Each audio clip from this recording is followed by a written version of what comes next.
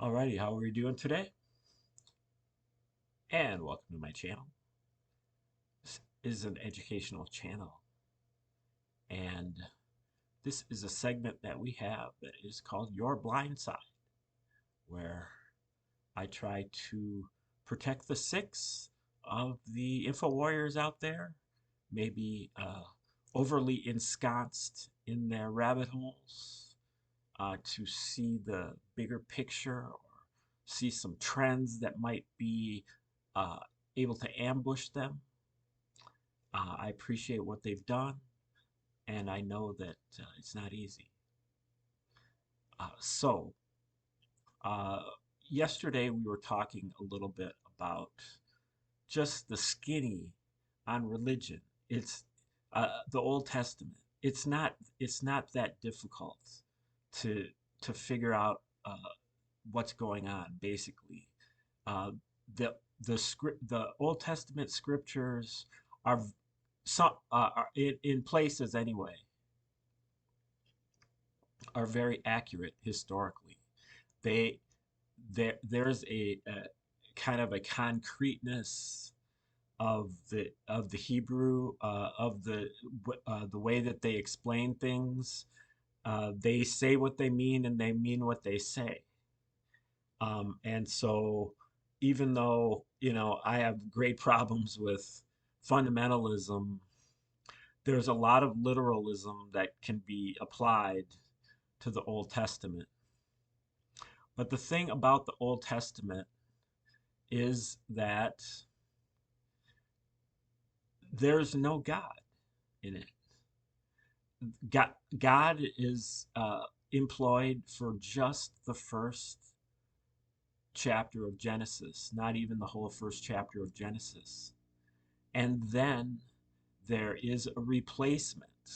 And um, in the second chapter of Genesis comes Yahweh. Yahweh, a member of the Elohim or Jehovah. And Jehovah is not God. Um,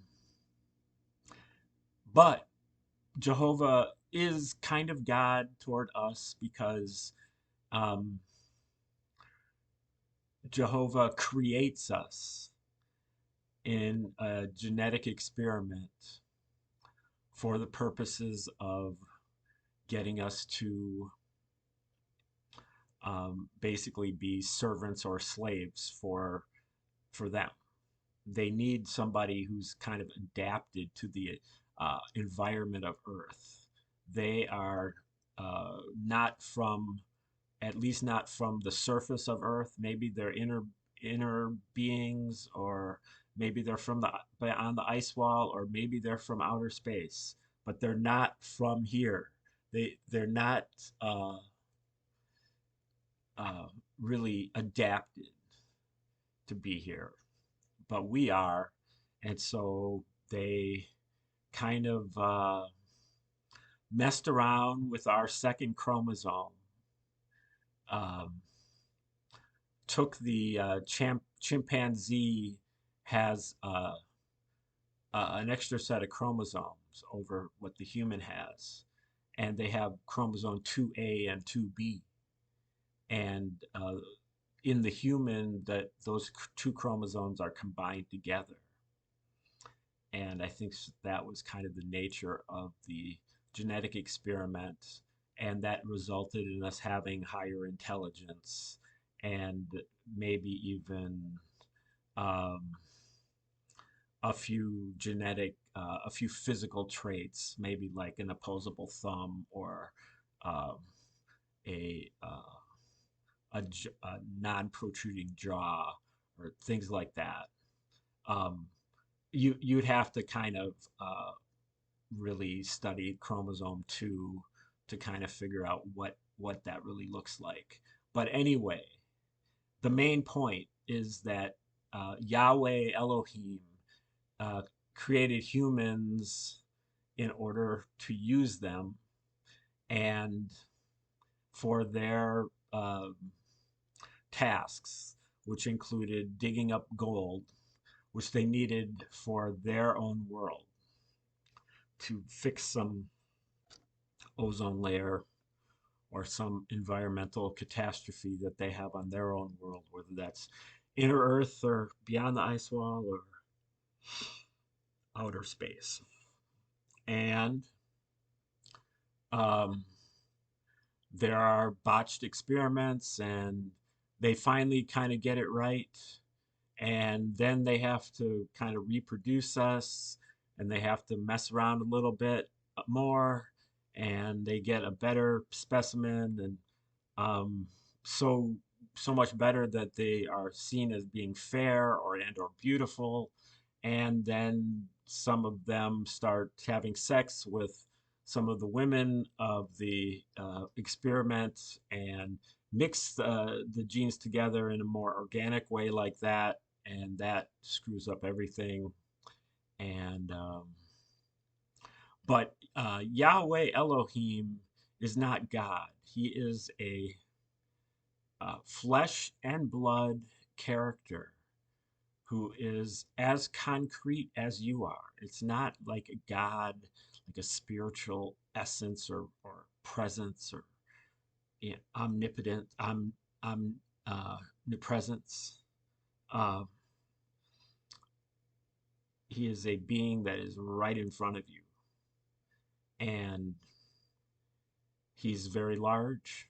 He has a lot of technology, and he will demonstrate that by killing somebody right in front of you.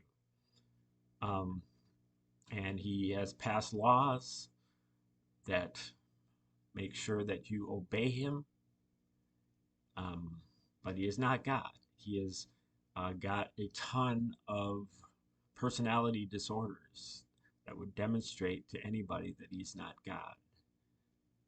Jealous, zealous, angry, vengeful, obsessive compulsive, indecisive, uh, addictive personality, uh, in some cases, even like mean and uh, spiteful. But, you know, he passes a bunch of laws that we have to follow.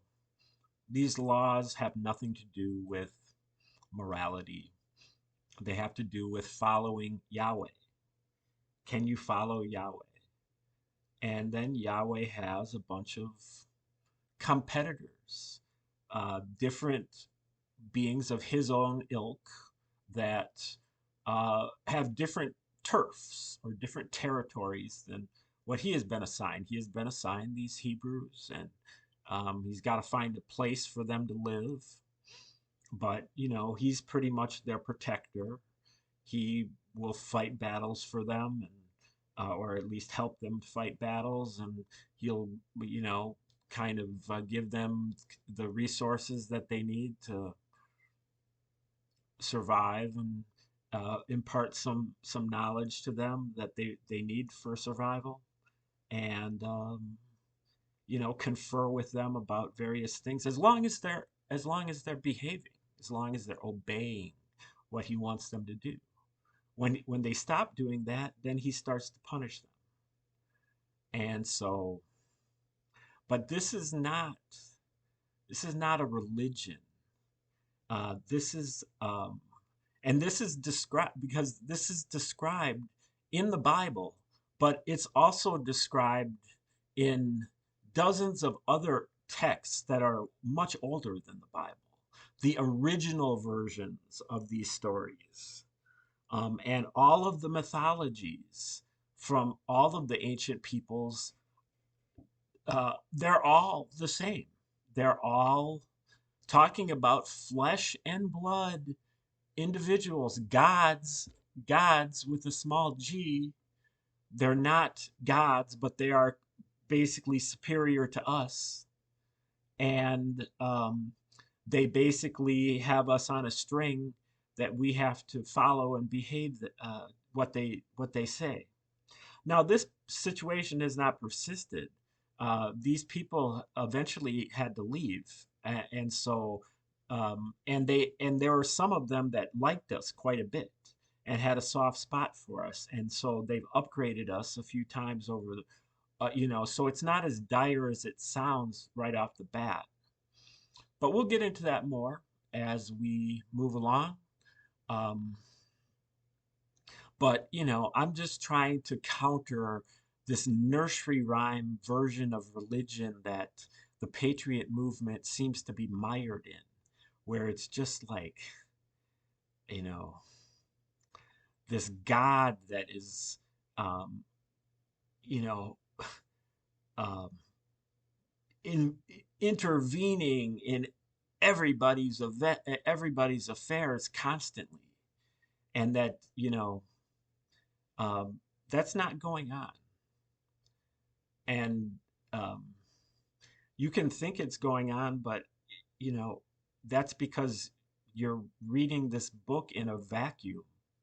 Uh, you have to figure out what the context is and what they're really talking about. And in order to do that, you have to look at the older versions of the same script.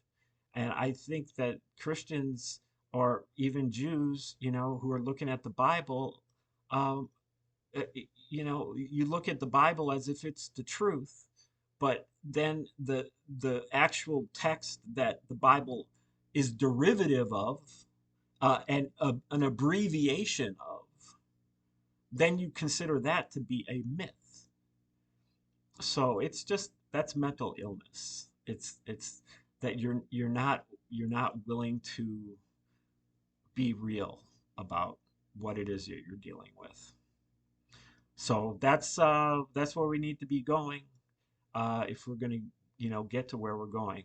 And again, as I mentioned earlier in a different video, the the degree of difficulty is much higher than most of the people in the patriot movement think it is. This is going to require everything that you have.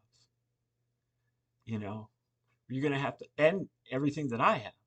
We're going to all have to lay it out.